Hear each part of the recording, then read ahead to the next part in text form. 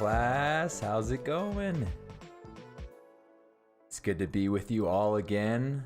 Let me switch here. Hey, how's it going? Sorry I was a minute, 2 minutes late, but it's good to be with you all. Let me get some things ready.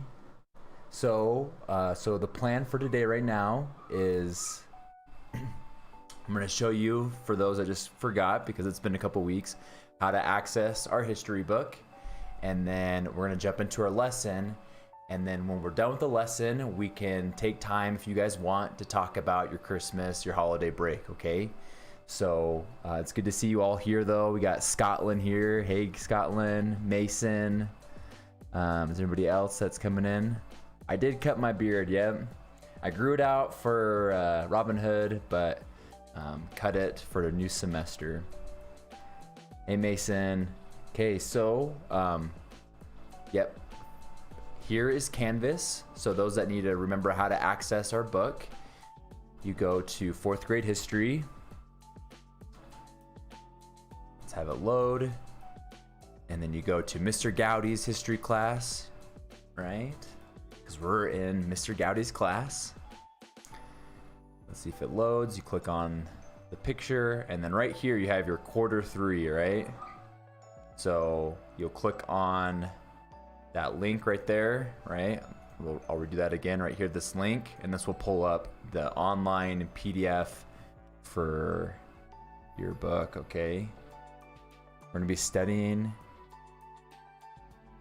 Yeah, you did send me a message. I saw some messages over the break and I haven't responded to them. I was kind of focused on other things and enjoying my break, but I'll get back to you, Scotland. Thanks for reaching out. Let me bring this over here. I can see you guys better, and those that are watching the replay can see what you guys are chatting easier. Yep, so we're going to be learning about the American Revolution. Pretty cool, huh? Hope you guys are excited. I'm excited. Okay.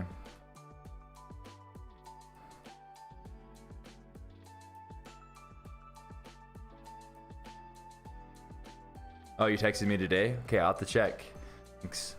Okay, so to get started, let's just ask and let you think, what do you know about the American Revolution? What does American mean? What does revolution mean? What would an American Revolution mean? And if you don't know, that's fine. That's why we're going to be studying this. This is going to help me and you learn more and dive deeper into a little bit about our history, and specifically the history of our country, the United States. That's what American means. And the revolution means, think about what a revolution means. What does a revolution mean? Think about, try to think of some examples that come to mind about a revolution.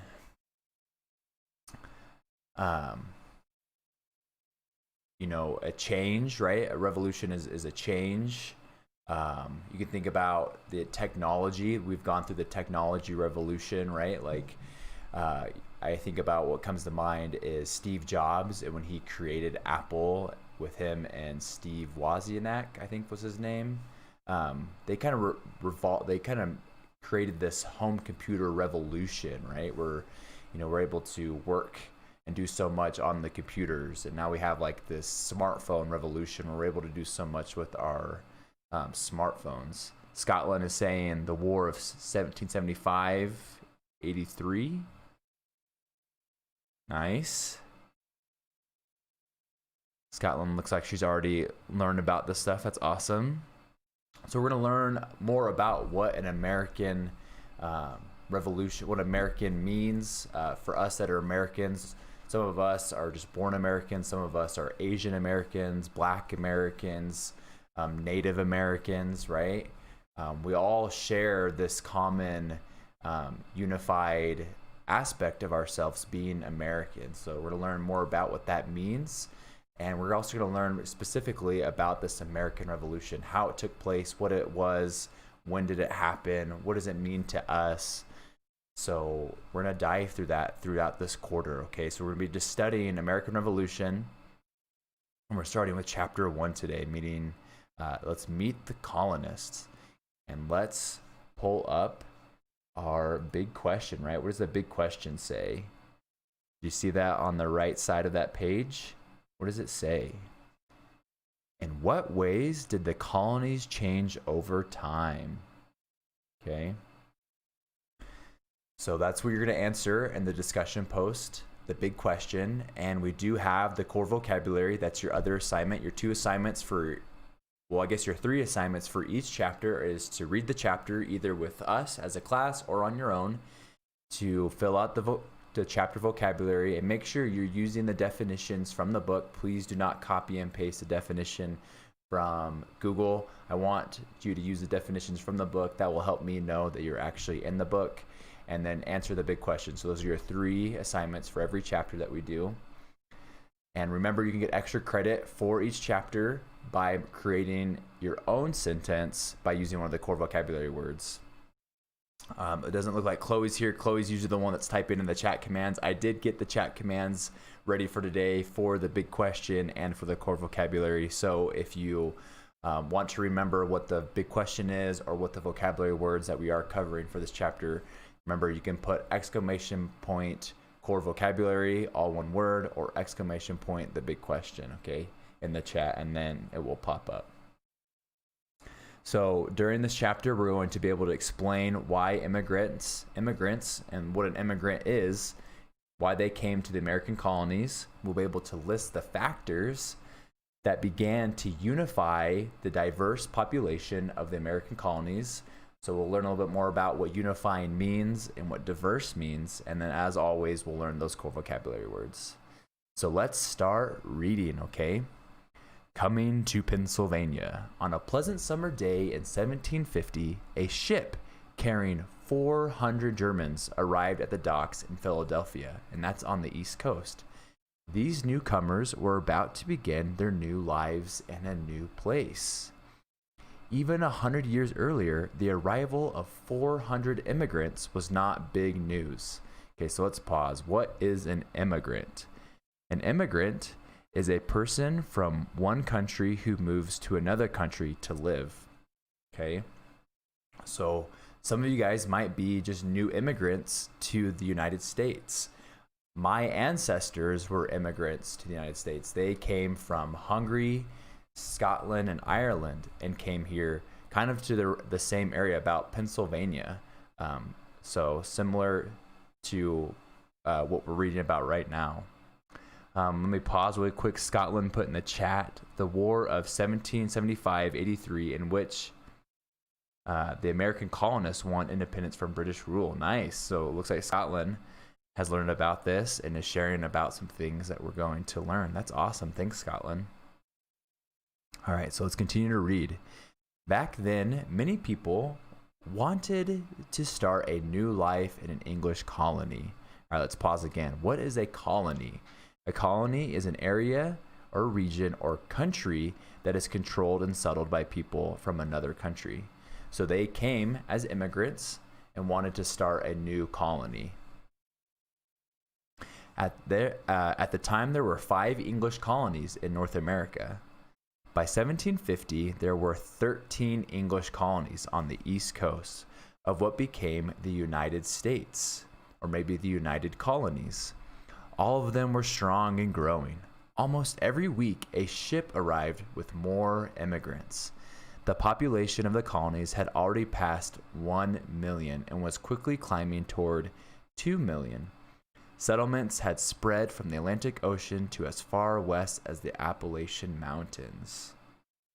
And the Appalachian Mountains are still in the East Coast, so they didn't spread really far west yet, but they were starting to go more inland during this time.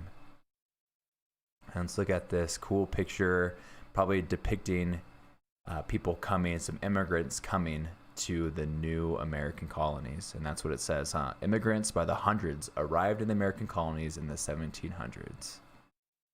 Okay.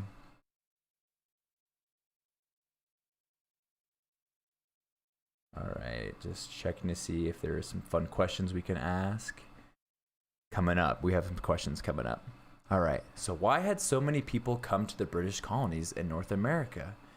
Why were so many still coming in 1750? The answer is simply opportunity. The opportunity to own land of their own, the opportunity to work in their growing towns and cities, the opportunity to worship as they please, the opportunity to escape the past lives and start a new life. So it seems like their life previously to coming to the American colonies wasn't so great. They wanted to do new things, they wanted to do things differently, and so they wanted to come here for that new fresh life, right? We still talk about it today, like the American dream. You hear about the American dream, like things that you can do because of the freedom that being in the United States allows us. And these people that came here to the American colonies back in the 1700s, they're the ones that had that dream, and they're the ones that laid the foundation for the lives that we're living today, right? It's pretty awesome.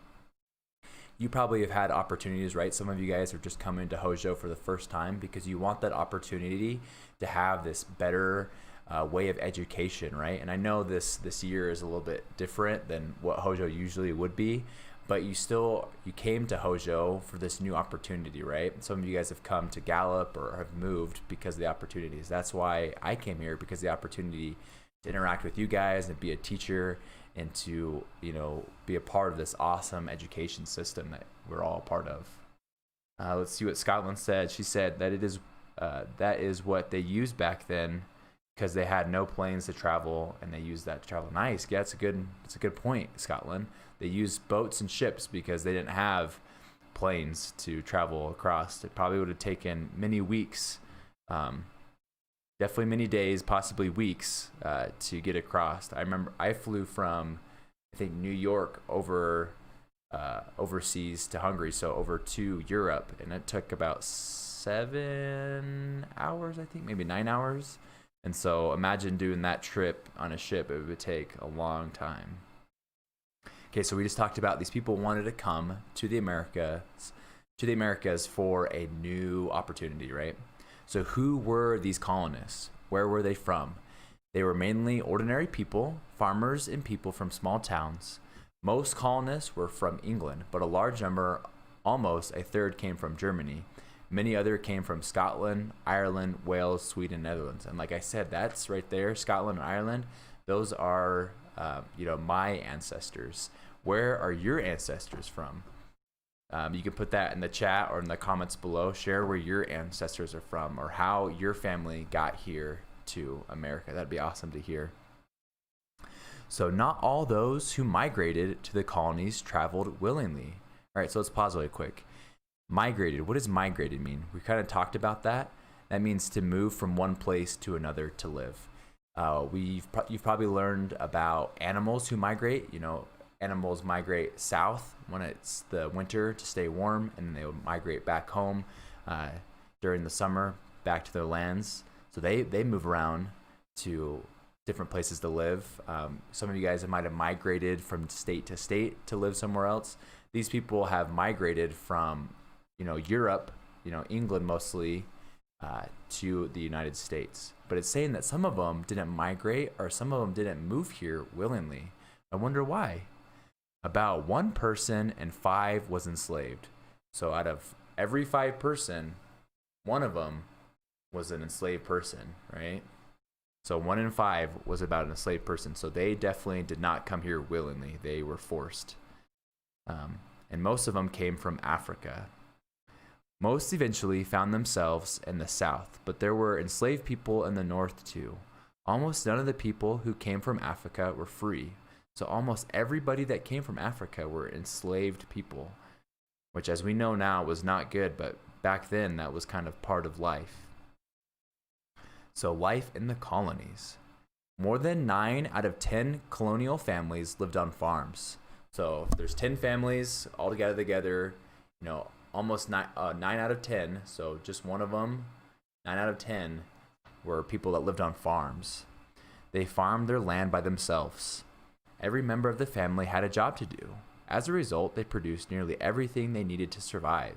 And we kind of talked about this last time in medieval Europe, so last quarter, when we talked about the farms or the land that the serfs and the lords, the nobles lived on, how they were self-reliant. They produced everything they needed, their food, their clothes, their homes and stuff. That's the same thing here. So they raised their own food, they made their own clothes and their own tools. They made their own furniture. Most of them even built the houses that they lived in. When the weather and the harvest were good, farmers sometimes had enough food left over to sell. In the mid-1700s, there were still only 4 or 5 cities in all the colonies, and just a handful of towns. These cities were small by today's standards, but they were growing quickly. In just a few short years, Philadelphia would become the second largest city in the whole British Empire next to London, England. So, sounds like these colonies are still under the rule of British Empire, right? British rule. What sparked this growth of towns and cities? Trade within the colonies and other countries was a driving factor. So we've learned about trade. What does trade mean? And some of you guys are probably reading the vocabulary definition below, and that's fine. Trade is the exchange of sale of goods or services. For instance, if I came to school for a cookie sale, I would bring cookies and you would give me money and I would trade you the cookies for your money. So back then they might have traded goods or services for money, but they might have traded it, for instance, I'll give you this wooden chair that I made for, like 5 chickens, right? So that's another way they could trade. From the docks of the cities on the East Coast, merchants, and what's a merchant? A person who sells or trades goods. So these merchants sent lumber, fur, salted fish, flour, rice, indigo, and tobacco to many parts of the world. To those docks, ships returned with glass, paint, tea, wine, and other goods the colonists needed or wanted, right? So they put goods on the ship and they traded and came back. The ship came back with different goods. So trade also meant jobs. Men loaded and unloaded ships, they built boats, they made sails, ropes, and barrels for shipping goods. The cities and towns offered other kinds of work too. Men and some women ran stores and shops. Skilled workers baked bread and made pots and pans. Others printed newspapers or made fine shoes and clothes for the other city dwellers. So let's recap what we've read so far. So we learned that people immigrated and moved here from the east to the American colonies. We learned that 1 out of 5 people were enslaved. So, and most of those enslaved people came from Africa. They did not come here willingly. They were forced to come. We learned that 9 out of 10 families lived on farms and they were self-sufficient and made the things that they needed to live, eat, and be comfortable. We just talked about how there were merchants who traded goods or services, whether that is food or furniture. It talked about wine or tea, tobacco, things like that people wanted or needed. Okay. I think we are close to being finished. Yep. So we just got a couple more pages. Okay, so stay focused. 2 more sections, I think. So we are being close to done. Let's stay focused, follow along with me, and we will continue to learn. So our next section, staying apart and coming together. When immigrants arrived in the colonies, they preferred to settle near people who were from the same country. So people that came from Ireland probably wanted to live close to people from Ireland. People that came from Scotland probably wanted to live close to those that came from Scotland. This made them feel more comfortable in a strange new land, right?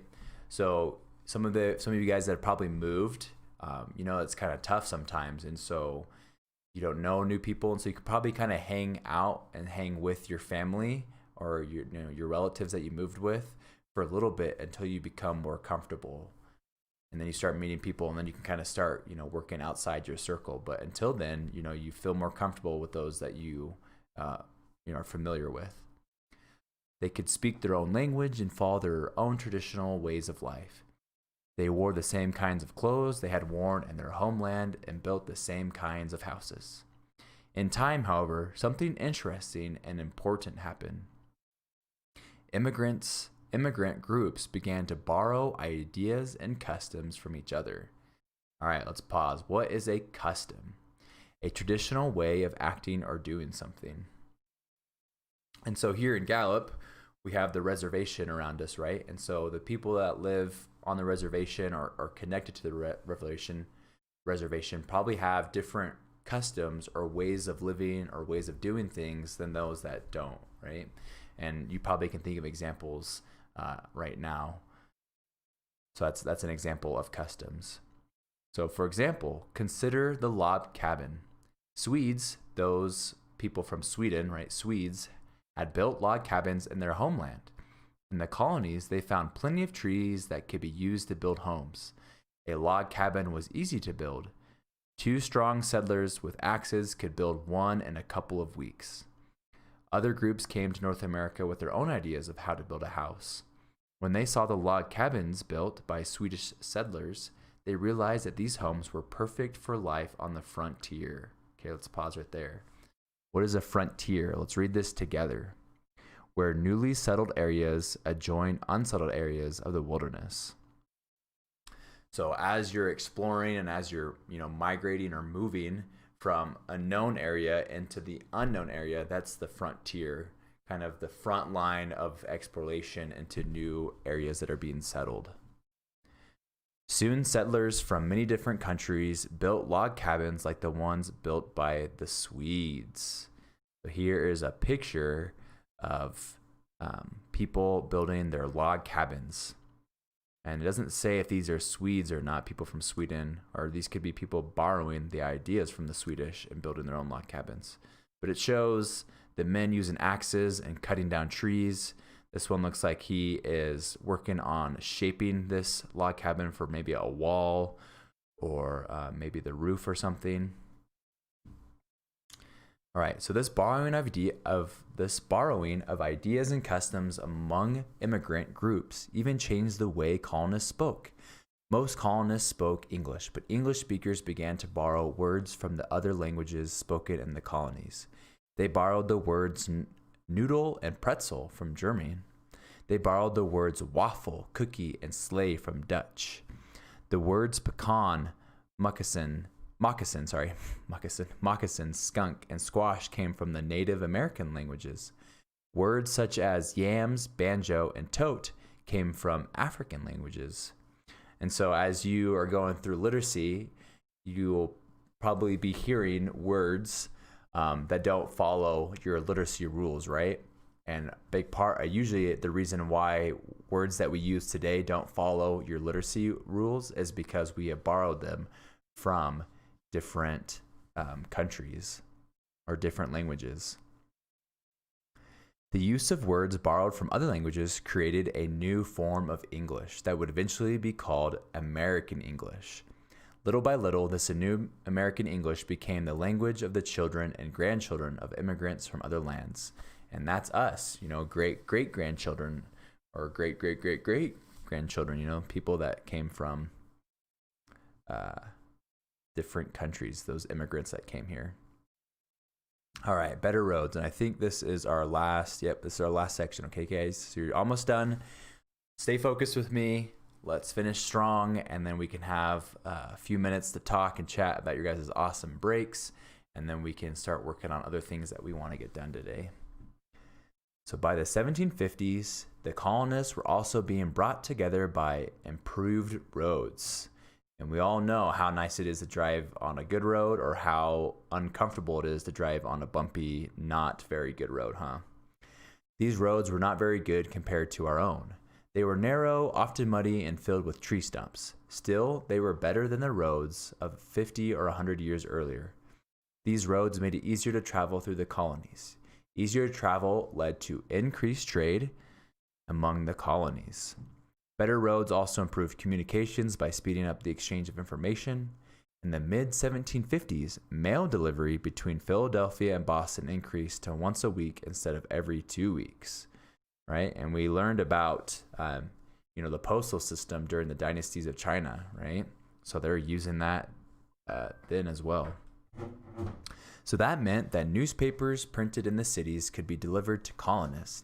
and the countryside more easily. Colonists could now read the same news and stay informed about the same things. In all these ways, colonists of many different backgrounds were starting to come together. They were just beginning, of course. To have some more things in common, these coming together soon became very important. So back then, the mail it used to take 2 weeks to get one thing to another colony, but then it got even quicker because of these improved roads. So it was being traveled once a week. Can you imagine though, like waiting a whole week to get that kind of information? Like today we're getting information, like if something happens, we're getting information within like minutes of that happening. But can you imagine waiting a full week? That'd be kind of crazy, huh? And then here's an awesome picture of the 13 English colonies of North America. And then right here it says the like the Ohio River right here, this purple area. This black line, this is kind of the frontier, right? They're on the edge of settled to unsettled territory as they start spreading west. And then if we look at our map key, the thing that we learned how to do in our first quarter of this year is how to read a map key. We can see that this kind of reddish orange means these are the New England colonies. This is the Mid-Atlantic colonies, and these are the Southern colonies. Okay. All right, guys. Well, that is it for this lesson. I guess before we totally end, let's oops, pulled that away. Before we totally end, let's review the big question. Remember, you need to do the big question along with your core vocabulary words. But the big question is, in what ways did the colonies change over time? So some things that you should remember is what were the colonies like when the immigrants first settled, and how are they different from where they came from? How did these groups increase their contact with one another? What were some things about customs, languages, and ideas? How did those change? And then, yep, there you go. So those are a few key tips and hints and points you should be hitting on for your answer for the big question. All right. Okay, well, that is it, guys. We'll jump into, I'll have recorded lessons for chapter 2 and 3 for you to watch on Thursday and Friday. We are getting our packets ready for literature and science and other things that you might need for this quarter. So be on the lookout for an email or a message in Canvas about when you can come up to the school and pick up those packets. But you should be able to get started with, as you can see, history, we're good to go. Literacy should start to be happening, and Mr. Green just posted a video for math. I think I might have to review it before it's live, or maybe it's live right now, but you should be able to start math today as well. Yeah, I can text you back in the inbox, Scotland. I will definitely do that. But I do have a few minutes if you guys want to share what happened over Christmas break. I would love to hear what you guys did. That would be awesome. I'm going to pull up some cool things that happened for me.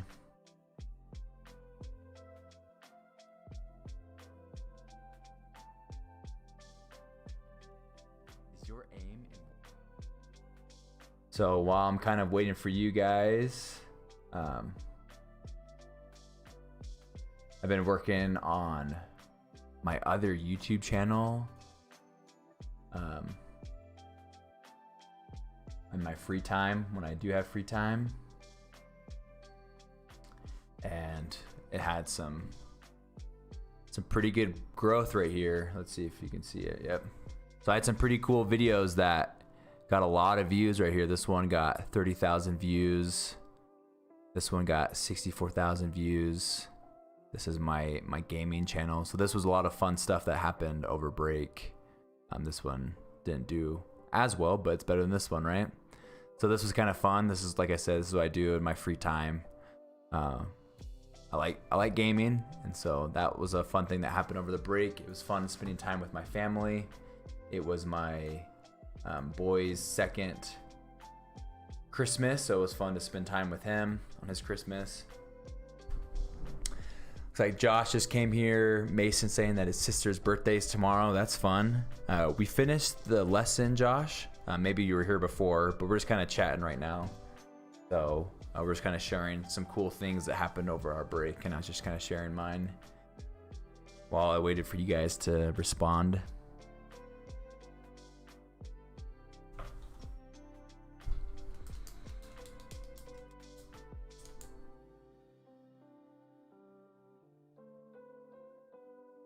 Share your favorite parts of your Christmas break. Scotland saying her birthday is in February. Nice. That's coming up next month. That'd be fun.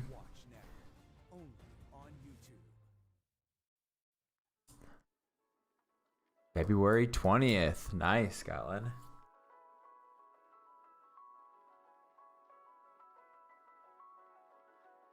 I was red in the chat. In the cat. I was red in the cat. You chat? I will be 10. Nice, Scotland. That would be super fun.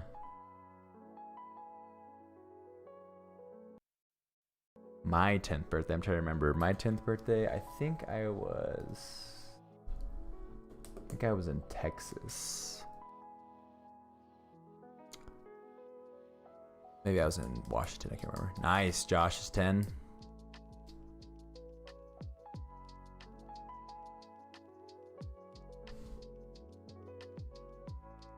I'll pull this down to help you guys remember that we are going to be studying chapter 2 next. Chapter 2. I got a big chocolate on Christmas. Nice. Just like a big chocolate square or big chocolate Christmas tree. Chocolate's pretty good.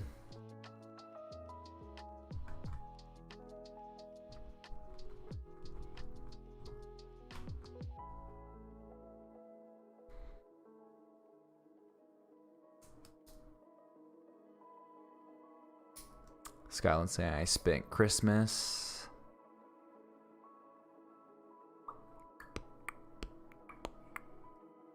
with my family. Nice, yep, that's what I did too. Spending Christmas with family, super awesome. Mason saying you got a yard, like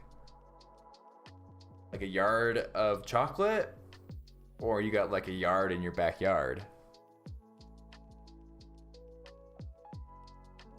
Yeah, a yard of chocolate. It's probably too big. You can't even see it in the camera. Like, that's probably like a foot. 2 feet is probably as much as you can see in this.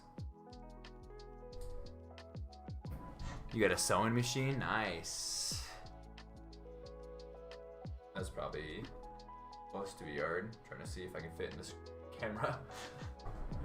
That'd be a big thing of chocolate.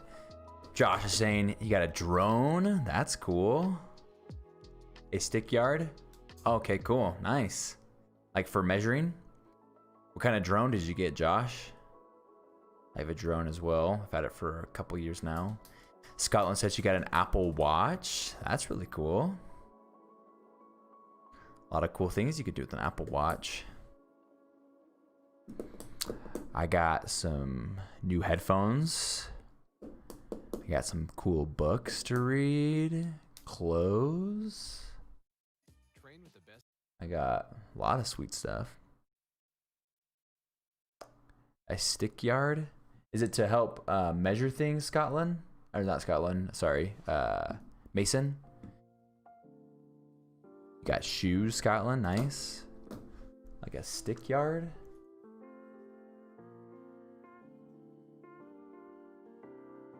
Like this right here is like when I put a stick yard, this is a stick yard, Josh. Like to measure things. Is that what you got? Nice, cool. Those are sweet. You gonna use it to build things? That's what I would build or draw.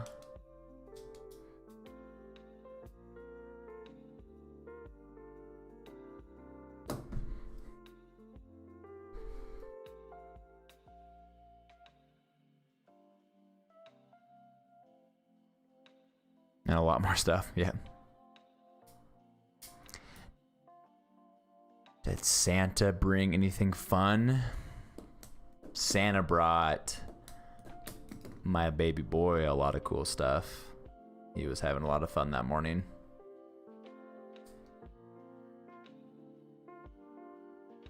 Had an awesome Christmas. It's crazy that Christmas break has already come and gone, and New Year's went by so fast.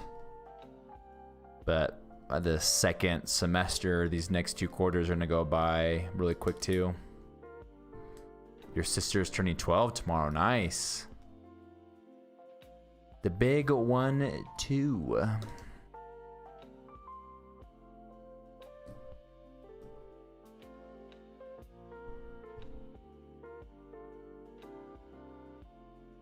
Yeah, you shared that a little bit earlier. I don't know if you shared, you put it right here, that your sister's birthday was tomorrow, but you didn't say that she was turning 12, so that's cool.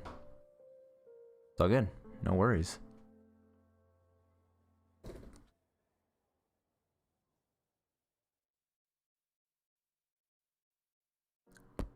As COVID-19 reshapes society, entrepreneurs I think I gotta go check the math video. So I got about a minute left, guys, and then I gotta go make sure this math stuff's ready to go for you and for everybody else in the class.